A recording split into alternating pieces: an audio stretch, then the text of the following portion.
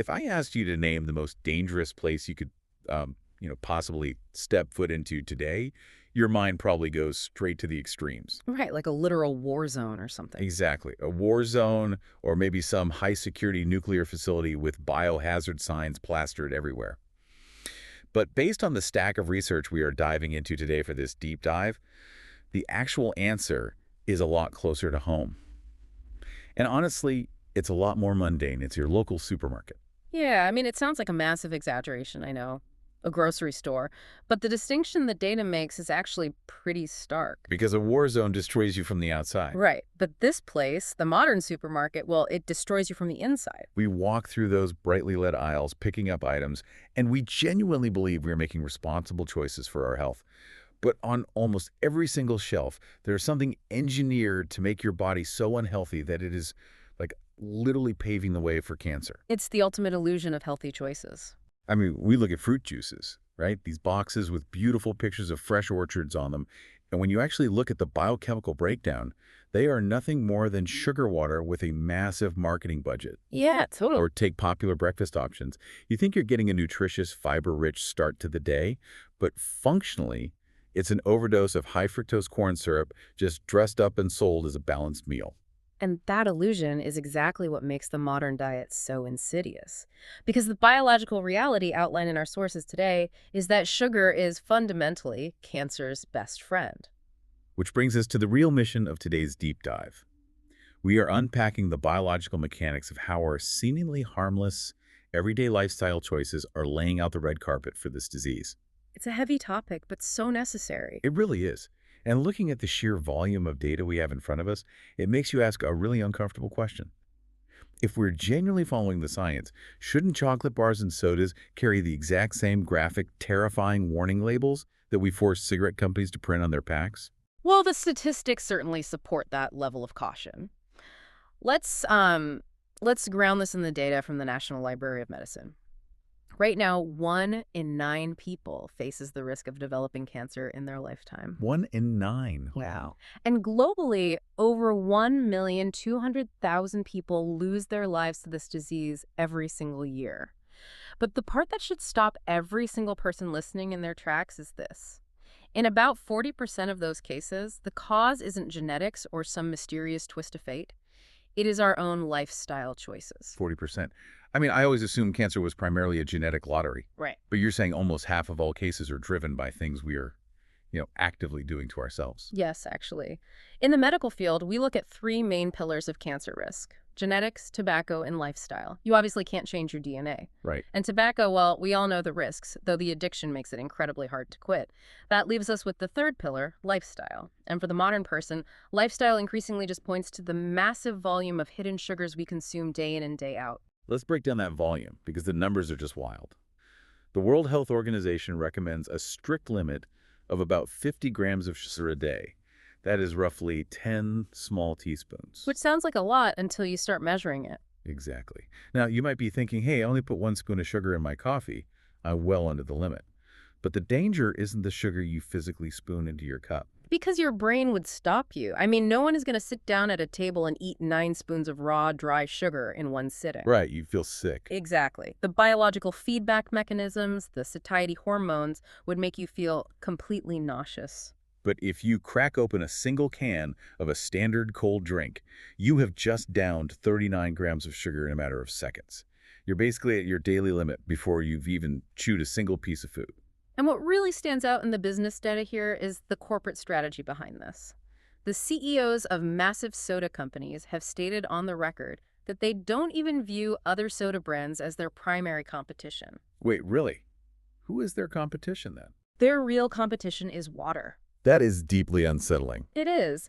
They are actively trying to condition the public to replace the most basic biological necessity of life water with liquid sugar. Okay, let's unpack this. Yeah. Because to understand why that is so dangerous for our bodies, we need to go beyond just saying, sugar is bad. We need to look at what actually happens on a cellular level. Right, the biological mechanics. Yeah. If the body is a garden, a high-sugar diet, which leads to obesity, insulin resistance, and chronic inflammation, also known as metabolic syndrome, is basically providing the absolute perfect soil and moisture for a weed to take root and thrive. Sugar isn't just food, it's rocket fuel. We need to talk about the Warburg effect. I've heard this term thrown around a lot in nutrition circles, but how does it actually function?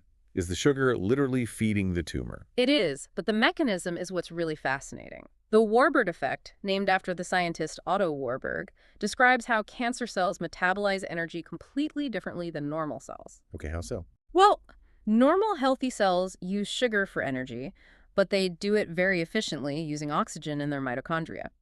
Cancer cells, on the other hand, bypass that highly efficient system entirely. Even if there's oxygen available. Yes, even when there is plenty of oxygen, they rely on a process called aerobic glycolysis, which is a very fast but incredibly inefficient way to burn glucose. Because it's so inefficient, they have to consume glucose at a rate 10 times faster than normal cells just to survive and multiply. Okay, let me see if I'm getting this functionally. It's like normal cells are a modern, highly efficient hybrid car engine. They take a little bit of fuel and get a lot of mileage out of it. I like that analogy. But cancer cells are like an old, massive, dirty combustion engine.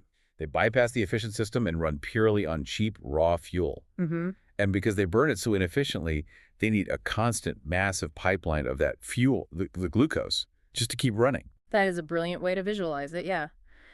They need massive amounts of cheap fuel.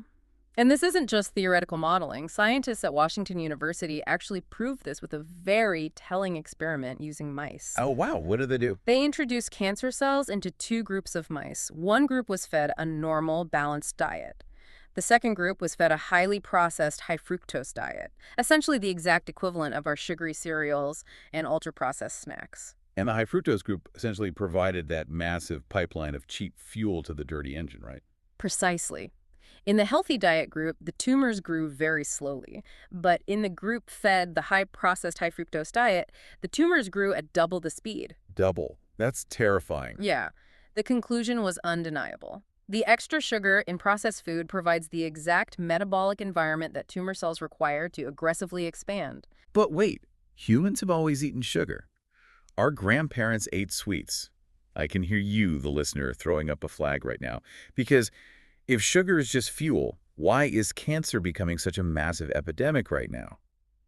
We've had sugarcane for centuries.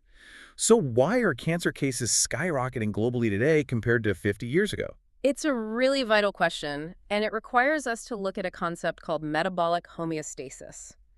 Basically, how our generational metabolic balance has been completely shattered. Homeostasis being the balance of input and output, right? Exactly, the balance between input, so the food we eat, and our environment and output, which is what our bodies burn through movement and basic survival functions.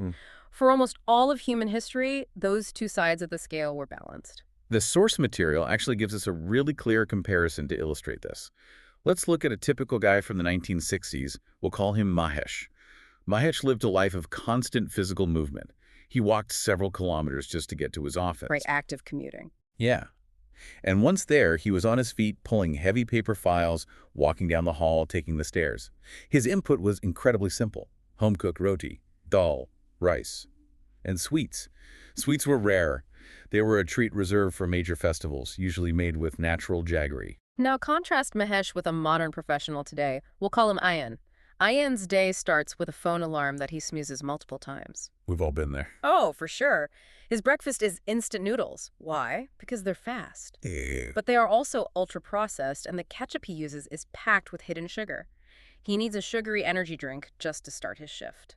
And because he works from home, his entire morning commute is literally 2 steps from his bed to his desk. Exactly. And it compounds. Ayan is stressed out, so he taps his phone and orders biryani for lunch. And since he's ordering anyway, he adds a gulab jamun. Right. And by dinner, he's exhausted, so it's pizza and cheesecake delivered directly to his door. The contrast is systemic.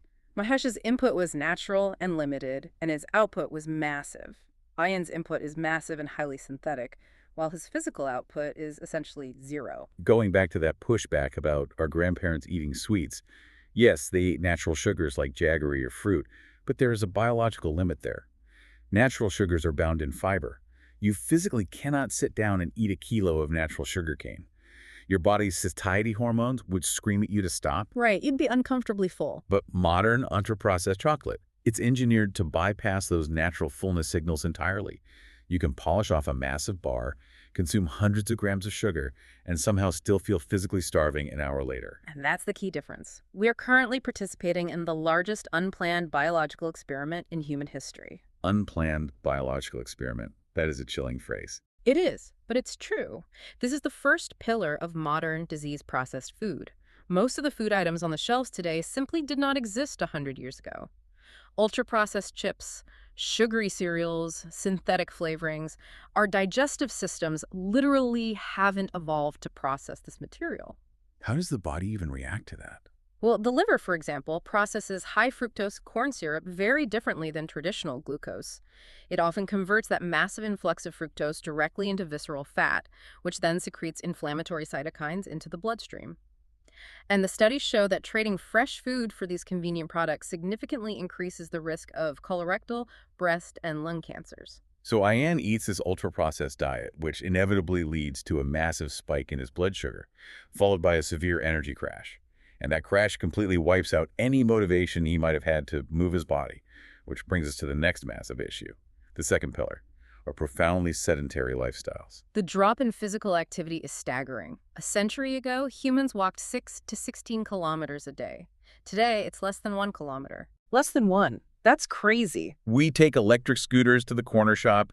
We sit frozen at our desks for 5 hours straight. The World Health Organization notes that 1 in 3 adults fails to meet even the minimum physical activity goals. And I always thought of exercise mostly in terms of cardiovascular health, or weight management. But the research points out that high levels of physical activity can cut your cancer risk by 26%. How does simply moving your legs translate to fighting off tumors? It comes down to immune surveillance. When you exercise, you aren't just burning calories. You are significantly increasing blood flow and moving lymphatic fluid throughout the body. Okay, the lymphatic system. Right. And the lymphatic system doesn't have a pump like the heart does. It relies entirely on muscle contraction to move fluid. When you are highly active, you are literally circulating your immune cells, your body's defense forces, at a much higher rate. This makes them exponentially more capable of detecting and destroying internal threats before they can take root. Okay, so Ayan is eating highly processed foods that cause inflammation, and he isn't moving, so his immune system isn't circulating properly. That overfed, under-exercised state inevitably wrecks his biological rhythms, which leads straight into the third failing pillar of modern health, our chronic lack of sleep. We are officially the most sleep-deprived generation in recorded history. And we wear like a badge of honor. Like, oh, I only got 4 hours of sleep. I'm grinding. I'm so busy. We trade our sleep for work deadlines or just for scrolling on our phones at 2 a.m. So true. But the data here claims that sleeping less than 7 hours a night increases your cancer risk by a terrifying 69%. I have to challenge that number. A 69% increase. Is that pure causation or just correlation? Because if you're sleeping 4 hours a night, you're probably also highly stressed and eating junk food. How can they pin that entirely on sleep? It's a very fair question. And while lifestyle factors do compound, the specific biological mechanisms of sleep deprivation are incredibly well documented. Sleep is the single exclusive window of time when your body truly recharges and repairs itself at a cellular level. So it's not just resting your brain. Not at all. When you cut that short, you drastically reduce the production of melatonin, which is a powerful antioxidant. But more importantly, lack of sleep severely limits the proliferation of natural killer cells, or NK cells. Natural killer cells, that sounds like exactly what you want circulating in your body. They are. They are the lymphocytes specifically tasked with hunting down and destroying malignant cells. When you chronically restrict your sleep to 5 or 6 hours, your NK cell activity drops precipitously. Wow. Yeah, so that 69% increase isn't just a statistical anomaly. It is the direct result of disarming your own cellular security system. Most of us treat 6 hours of sleep as some kind of luxury. It is not a luxury. It is a biological minimum. And what happens when you're exhausted all the time? You become stressed. Everything feels overwhelming. Which triggers the final interconnected issue here, pillar number 4, the modern stress time bomb. When we are in a state of constant chronic stress, which is essentially the baseline state for most modern adults, our bodies produce high levels of a hormone called cortisol. Now, in short bursts, cortisol is essential. It's the fight-or-flight hormone that helps you escape immediate danger. Right. If you're running from a predator, you need cortisol to flood your system with immediate energy. Exactly. But your body isn't designed to be in fight or flight mode while sitting at a desk answering emails for 8 hours a day.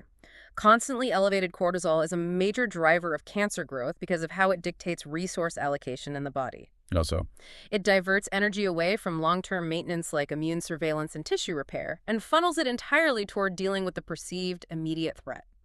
It actively suppresses T cell function and reduces white blood cell activity. the source material uses the analogy of termites quietly eating through the wooden beams of a house. But based on what you just said, it's actually more systemic than that. Chronic stress isn't just the termites. It's like firing the security guards who are supposed to be watching for the termites. That is exactly what is happening. Because your body is so panicked about the fake emergency of an inbox full of emails, it completely ignores the actual structural damage happening at the cellular level. And you don't notice that profound internal damage until the day the entire house starts to visibly collapse. That's a very precise way to look at the metabolic cascade. And this interconnected collapse, the processed food, the lethargy, the sleep deprivation, the high cortisol, leads us to a very dangerous paradox for people who consider themselves healthy. Specifically non-smokers. The research highlights that non-smokers often develop this dangerous false sense of security. They think, well, I don't smoke, I don't drink heavily, so I don't need to worry about cancer. And because of that assumption, they skip regular medical screenings. They still view cancer primarily as a smoker's disease. And because they skip those preventative screenings, the detection happens way too late. Which is devastating. It is particularly tragic for diseases like early-stage breast cancer, which actually has incredibly high survival rates when it is caught early. But because awareness of these lifestyle factors is low, the diagnosis often comes well past the point where treatment would have been straightforward. Now, in all of this heavy reality, our sources did highlight a glimmer of medical hope on the horizon. There's news of a new cancer vaccine being developed in Russia called enteromics. Yes, enteromics. In clinical trials, it has actually shown some remarkable efficacy. Instead of carpet bombing the body with toxins, what it does is train the immune system to recognize and eliminate cancer cells on its own. Without the brutal side effects. Right, without the brutal systemic side effects that we currently associate with chemotherapy or radiation. Which sounds like an absolute game changer. But, and this is a massive but, we cannot sit around and wait for a miracle vaccine to save us while we continue to eat processed noodles and sleep 5 hours a night. Right. We have to take agency over our own biology. The actionable steps start right now. They do. The choices you make today dictate your risk tomorrow. It starts with becoming genuinely obsessive about reading food labels. Finding those hidden sugars. Yeah. You look at a bottle of healthy vinaigrette salad dressing and you read the back, and sugar's the second ingredient. It's madness. It's everywhere. We have to start teaching our children to read these labels from a young age, too. We have to equip them with the knowledge of how their bodies actually process this synthetic fuel so they aren't fooled by marketing designed by corporations to mislead them. Absolutely. And medically speaking, you need to establish a baseline. Getting a routine blood test every 6 months should be non-negotiable for every single adult. Because it gives you an early warning. Exactly. If your blood sugar is running high or your inflammatory markers are elevated, your risk is running high. Don't wait for the symptoms to appear. By the time symptoms appear, the systemic damage is already advanced. Here's a visual that really stuck with me from our notes. Yeah. Think of the progression of disease in your body like a dial. Yeah. Our bodies simply did not evolve for 1,000-calorie burgers or massive milkshakes that completely bypass our fullness signals. Every single day, your lifestyle decisions are turning that dial. Smoking. That turns the dial of cancer all the way to fast. But taking a walk, getting decent sleep, that actively turns the dial back towards slow. The chances of most of us dying in a literal war zone are practically zero. But the chances of us suffering from diabetes, obesity, or cancer, specifically because of daily habits we don't even recognize as dangerous, are incredibly high. Yeah, that really puts it into perspective. Sugar and ultra-processed foods provide the cheap fuel for that dirty combustion engine. Add in zero exercise to stall the lymphatic system, terrible sleep to suppress your natural killer cells, and high stress to distract your immune system, and you have engineered a perfect metabolic storm inside your own body. So what does this all mean for you listening right now? The core message is something we've all heard, but maybe never truly understood the biological mechanics of until now. Prevention is always better than a cure. Always. Every single choice you make standing in that supermarket aisle is a defining moment. choosing fresh food over a processed packet, deciding to take a 20-minute walk to move your lymphatic fluid, turning off the TV to get an extra hour of sleep to let your cellular repair mechanisms actually do their job. Every single one of those actions is actively building a biological shield around your cells. The real solution isn't waiting in a lab somewhere. It's already on your plate. It's in your quiet daily decisions. We need a fundamental shift in how we view our health. We have to stop turning our own bodies into literal war zones. If we truly respect the complex, beautiful, biological balance that our bodies work so incredibly hard to maintain every second of the day, we must rethink our very definition of medicine. I love that. Redefining medicine. Yeah, because the most powerful medicine available to you isn't a synthetic compound prescribed after a devastating diagnosis. The most powerful medicine is a daily lifestyle that simply refuses to invite the disease in the first place. It really changes how you look at the world, doesn't it? Right. I know it does for me. Next time you walk through those automatic sliding doors at the supermarket, just remember, you aren't just shopping for dinner. You're navigating a minefield. Choose your fuel wisely.